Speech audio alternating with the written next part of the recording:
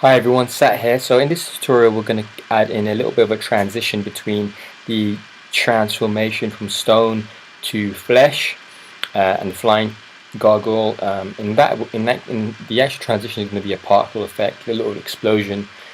I think this is a nice effect to have when you're kind of changing between two game objects, and it's something you can apply to all kinds of transformations that you do in any game project. It's a simple logically it's quite a simple thing to do, but you'll see that I make a few mistakes and a few things go wrong, and particle system can be a bit fiddly. I'm a bit new to it as well myself. I'm not that familiar with it. So anyway, it's a good way for me to learn, and hopefully by watching me make a few mistakes you'll get to kind of learn the best way of doing it, especially with ARCore as well, and getting particles to load at the right place and work the way you need them to in the real world space. So anyway, I hope you enjoyed this tutorial. Make sure you leave a like and a comment, and make sure you're subscribed to future tutorials, and I will see you in a future tutorial. But until then, enjoy this one. So let's try and add in the a little bit of a better transition between the two gargoyles. And how I'm going to do that is I'm going to just add in a smoke particle, and we can do that by we could go to the asset store and search for a smoke one. I believe there's like a smoke one if we go to import and we go to particle systems, so we could just try that and see what comes up as well. So we've got a bunch of ones here. I believe there's a smoke one, smoke particle there, so let's try that one first. Alright, so we've got inside our standard assets we've got particle systems, and then we should have prefabs, and we've got a couple of them. We've got loads of different ones. I'm going to look for the smoke one though, and put that in and double click it, reset it. So that's not quite what I'm looking for, because it's a bit too, there's just too much of it. I want like more of a puff of smoke.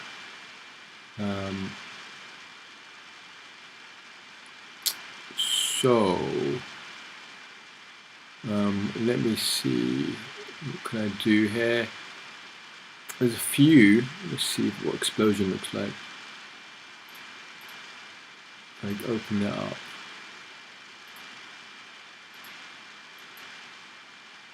This is kind of more what I want really, but like that's actually what I want. That, right? So what I'm going to do is actually just I'm going to take this dust particle out of the explosion one. Put that here. I'm going to continue. So I believe we should just have that, right? We've got a little puff of smoke there. Now there's some that are for mobile specific, flare, hose mobile, steam mobile. Let's see what steam looks like as well. Okay, that's not bad. It's just going upwards a little bit too much. I want it to be more of a puff. Let's look at the flare mobile as well. Flare might be alright. Yeah, flare's not bad. Just, again, it's going up. Fire mobile. I'm just playing around now, looking at things. This is kind of how things work. Okay, I don't really want fire, so I think the dust one is probably the best one. Let me just click here. It's not bad either. The black smoke's not bad, so I could use that as well. There's a shockwave. That's interesting, right? Inside, it's all inside of the explosion one. So I quite like the shockwave too, actually. So I'm gonna take that one out, put that just beneath the dust one, and then I'm gonna get rid of all of these because I don't want any of those. And then I'm gonna hit. I mean, look at that. That's pretty cool, actually, right? As in, if you were to change the transition between the two, it looks kind of magical. Alright, so let's try and go with these two. Hit reset on this so it goes to 0, 0. Reset on here so it goes in 0, 0 again. And I think if I just undo these and then re-enable them, will that start them again? I'm not sure. I don't think it will. I think we'll have to instantiate them each time we want to play them. Alright, so what we'll do is in the Gargoyle parent, we've got a script for the light controller. I'm going to also create a new game object here, and I'm going to have this as transformation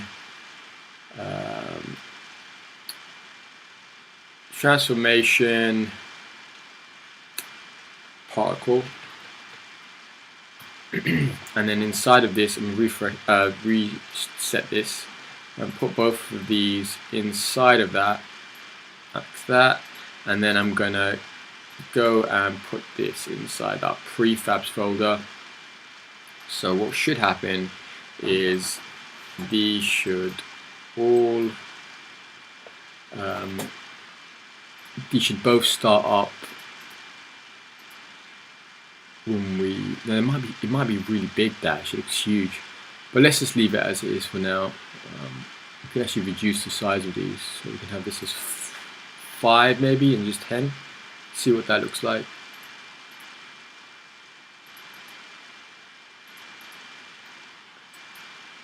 That's a lot smaller now. You can see that was just barely visible actually. Oh, no, I spoke too soon.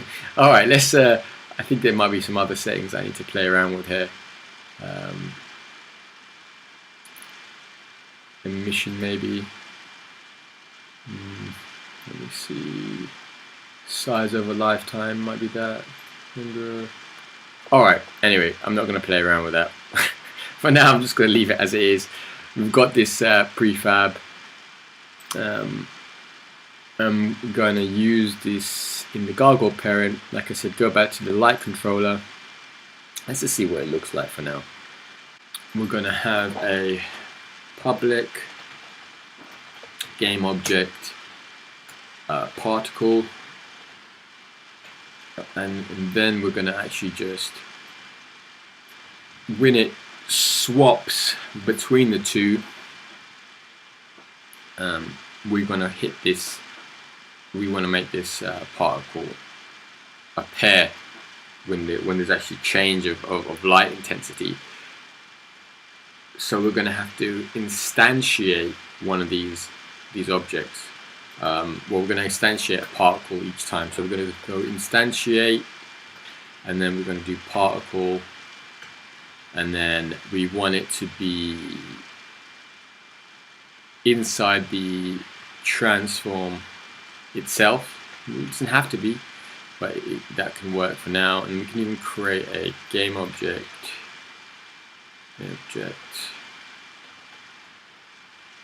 Temp is equal to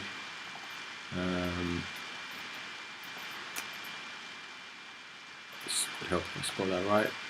Game object temp particle is equal to this, and then we want to also make sure temp particle dot transform dot position is equal to new vector 3 0 0 0, so that it's exactly inside that inside the actual gargoyle, since the light controller is in part of that script. Then we also want to do temp particle dot parent equals, if we wanted to, we could do dot transform, so I should do dot transform dot parent equals null. Now the reason I'm doing this is that way it gets pulled out of the, it doesn't get pulled alongside the gargoyle when the gargoyle's flying up or down. It actually gets pulled out of it, but maybe that's not necessary. I'm going to leave it as, I'm going to put it as null, so it happens at the exact point of the transformation. And then I'm going to also say particle dot set active equals true, right? So this is pretty useful, and we want this in both of these. But I'm not going to copy and paste that. Instead, I'm going to do a new particle, new function here, and I'm going to put that in here like that, and then I'm just going to call this in both of them right here like that, and I believe that should work for when we're flipping between the two. Ooh, I think I just closed my file by accident there. Okay, so yeah, we'll create particle and it should do that, and then we want to make sure our light control has a reference to that prefab here, so we can actually make it. And we also want to make sure I'm going to get rid of this one. We want to make sure our prefab isn't just hanging around as well. So once it's been used, it's not going to just sit around there. So we want to do some sort of destroy method. What was the timed object destroy? It looks interesting.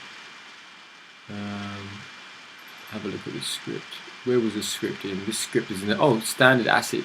So when I downloaded the standard assets in the utilities one, it came alongside there, which is kind of handy. Serialize, invoke, destroy, and timeout. So this looks like it has timeout is a private field, 1 second, detach children, destroy now. Okay, so this is kind of useful. So it should destroy the actual prefab in 10 seconds. So let's have a look at how that works, right? Let's test this out, see if we get kind of a nice transition of some sort. Alright, so let's go get our gargoyle. Here's our gargoyle. A test gargoyle anyway. Does this actually have, it does have that script, good. So let's put this on. There we go, we've got like a little explosion there when it turned. It seems to be running super slow though. Why is that running so slow? It seems to be creating a whole bunch of those. Right, so that's not right.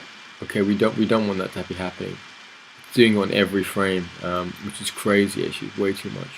And the reason for that is because we have in our light controller, we're constantly checking this. And we're constantly constantly doing these. So what we need to do is only call create particle once, really, not all the time. Okay, so we can do that by having either a check that makes sure the checks only happen once. We could have the create particle code inside an onEnabled function inside each of our separate. That might actually make more sense, really. Probably make more sense. So if I actually go inside here, we have an onEnabled script.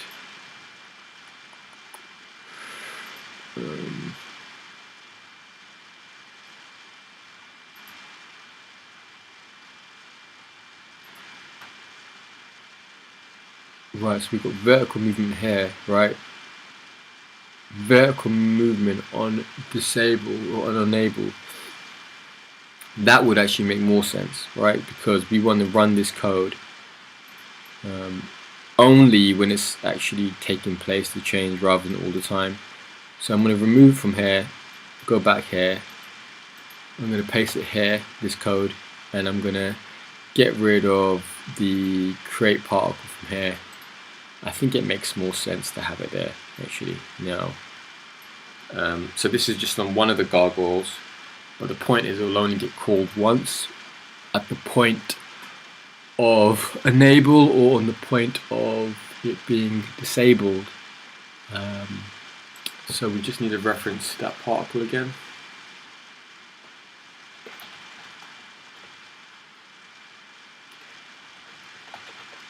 here like we did have up here. And we can get rid of this one now as well, actually. We don't need it. Now we could have actually had an if and else statement here so that these don't constantly run, and that's still possible to do that in here just to make things a bit more efficient, but it's alright, I'm just trying to get this to work really for now. I'm not really thinking about efficiency. Okay, so let's just get this here, put this there, and put this here as well, and then let's try running it again, but we'll need to make sure our stone gargoyle is not, so it's the flying gargoyle, isn't it? It has a VM on it. Which one's the VM one? It's the gargoyle parent. I've forgotten myself now. Ah, it's the vertical movement. Okay, so vertical movement's here. This gets switched on and off, so that works with this. Let's go to prefab and let's pull this transformation particle into the particle slot once it appears.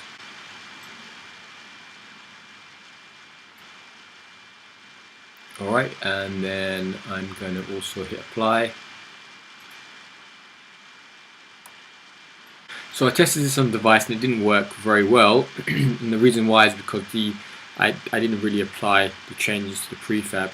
So let me just recheck this, make sure I've got the gargoyle parent on, and then hit apply, and make sure I'm leaving this in this error kind of that I had because I know a lot of you will have this issue as well. So yeah, it's normal, it happens, don't worry about it too much. Once I've hit apply changes and this gargoyle here is the parent is on, and the children can be off, that's not a big deal because the main code is here in the parent, so that will run no matter what. Then I can switch this off and then I can build to phone. So let's build it to phone and let's see how it looks. And it didn't work again. I had some weird kind of effect on it. I was wondering why it was going like that, and I realized the camera is not set to 0, 0. So make sure the camera's at 0, 0. On the device it works fine. So on the editor it works fine because it resets it. But for some reason on the device it doesn't do the same thing. So make sure you do that. So let's place him down. That looks good. There's a nice little flash there. And if I cover the screen up so as if the light was off. Ooh, lost the ground. It's not good. Oh, there we go. You saw the flash, which is pretty cool.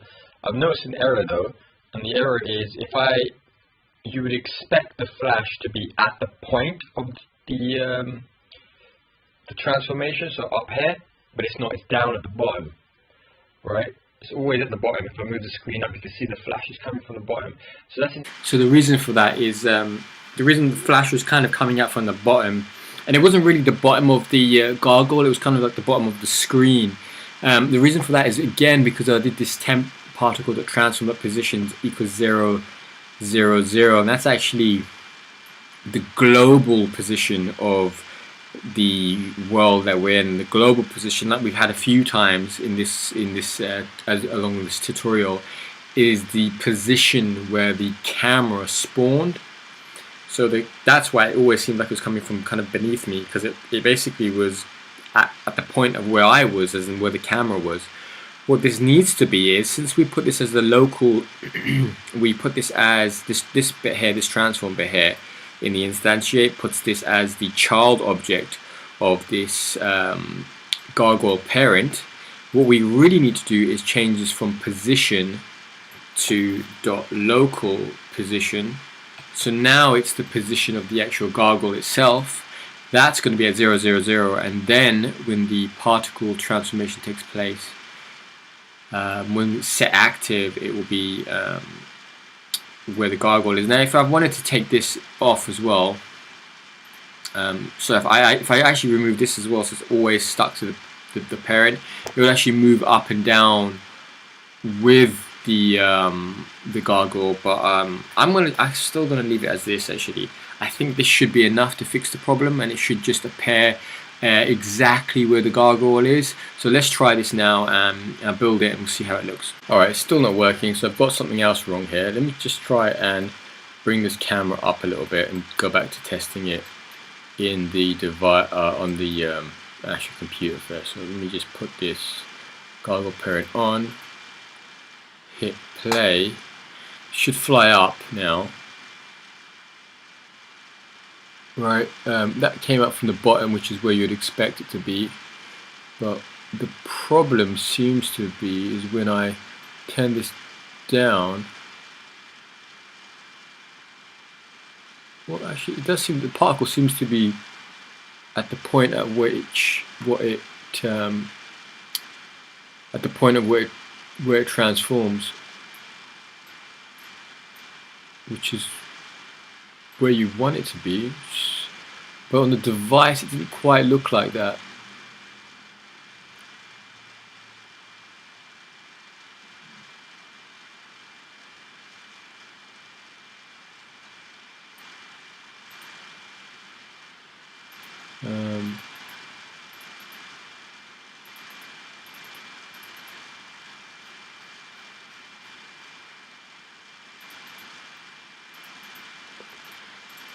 So I think what's happening is it's not quite working the way well, it's definitely not working the way I'd like.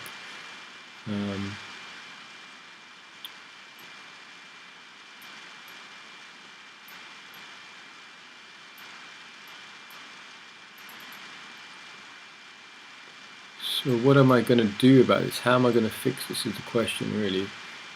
The particle seems to... Let's have a look at the prefab for the particle. So 0, 0, 0, which is what you want. Dust is at 0, 0, 0. This is at 0, 0, 0.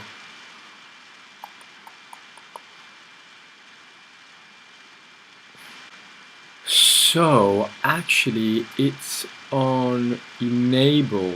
So when the flying starts,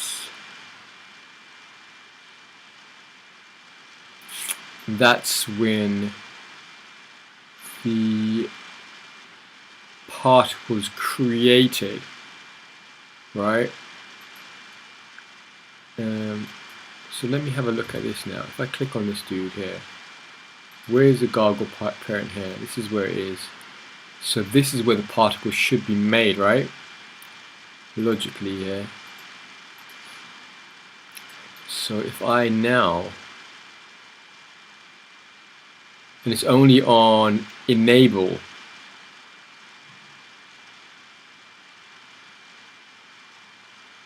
no, it's on disable as well. So on disable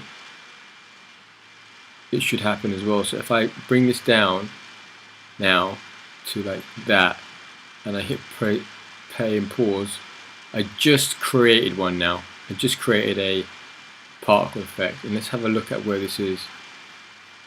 Now it looks like it's actually right there as well. It does look like it's appeared at the right place.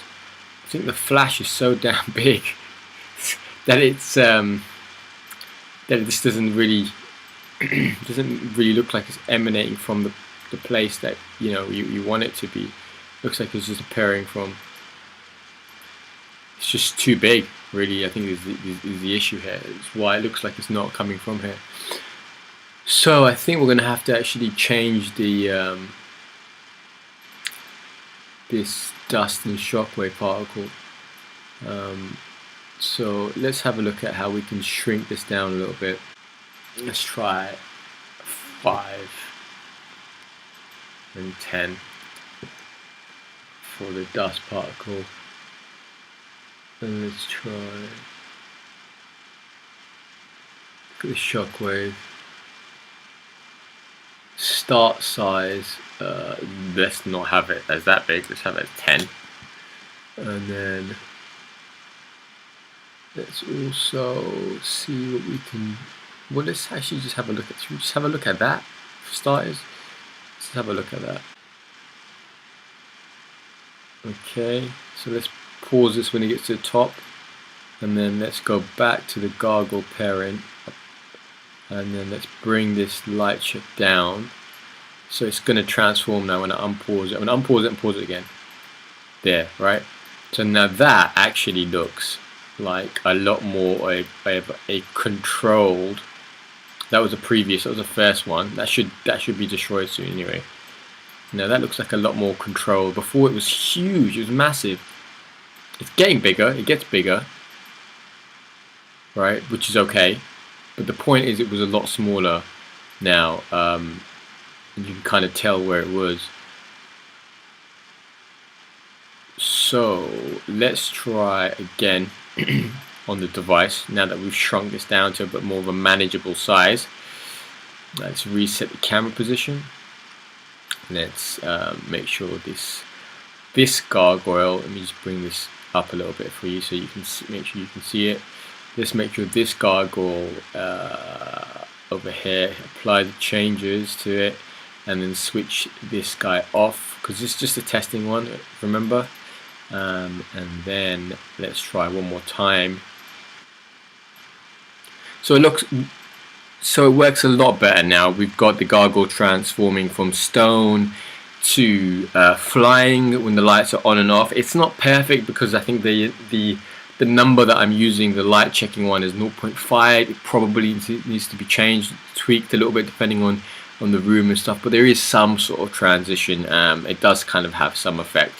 That's something that needs to be played around with. And I think in the same way that you have, you know, when you have a AAA game and they ask you to adjust the brightness in the room, adjust the brightness of your screen, I think that's something that probably needs to happen at the start of a game. Like, you know, work out at what point the lights are on, at what point the lights are off, depending on also stuff around, like the carpet. If it's a dark carpet, ARCore might not really know the difference. But you can see, look, the shader is working as well. I didn't put it on the foot, on the hair, so you can clearly see the difference between that and the wings for the flying gargoyle. You can see they stick out a lot. There's also some issues with the tracking as well with ARCore at the moment, so that's something I hope is fixed and improved later on. But yeah, I hope this helps. You got a little transition and got the lighting effects for ARCore working pretty well as well. If you liked it, leave a like and a comment. I'd really appreciate that, and I will see you in the future tutorials.